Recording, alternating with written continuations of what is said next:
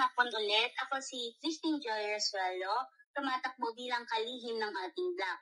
So kasalukuyan, ako ay nagsisilbi bilang secretary ng TEDPATS I-21 at bukod dito ako rin ay isang aktibong kasapi ng PNU Luntian at PNU ACT-AS.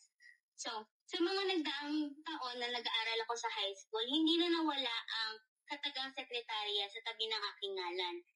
So, lagi siyang nandyan kasi ayun lang naman dinatakbuhan ko or doon lang ako na-elect. So, nung senior high school ako, naging aktibo ako sa journalism, sa campus journalism.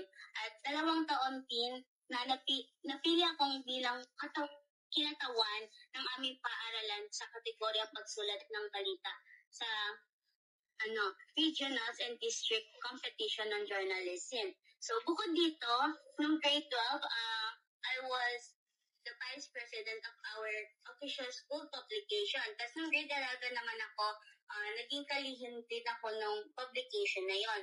So, nung 2 years na active ako doon, ako yung head committee ng balita magkasunod na taon sa senior high school.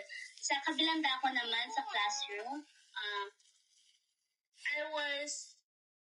nakapagtapos ako na may karangalang with high honors habang aktibo ako na nakikidalo sa mga seminars, sa leadership seminars, forums at sa community service sa aming barangay at sa aming paaralan. So, yung platform ko, like Jude said, it's very simple lang, like it's very common na sa pagiging secretary. So, ang aking platform is effective record keeping. So, dito magkakaroon tayo ng shared Google Drive kung saan nandun lahat yung attendance natin, yung mga minutes of meetings, at iba pang mahalagang files per course, at yung mga kailangan makita ng mga blockmates natin para magkaroon tayo ng transparency at yung buong block, hindi sila mapag-iiwanan kung wala sila o hindi nila nadaluhan yung isang event na yon.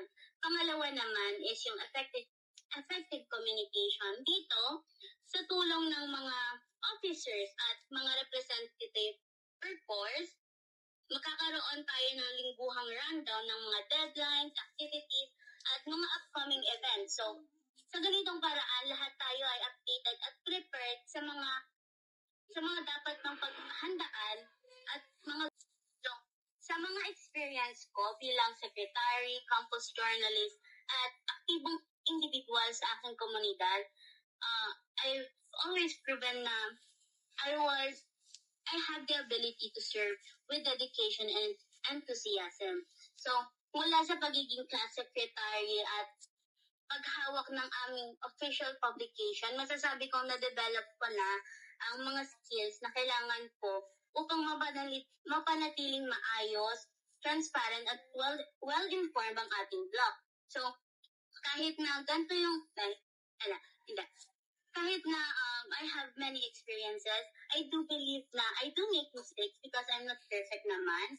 So, if ever na I did something wrong or sa tingin nyo hindi tama yon na gawin ng isang secretary, I'm always open to listen and discuss matters that can improve myself at para ma-serve ko ng better yung block natin.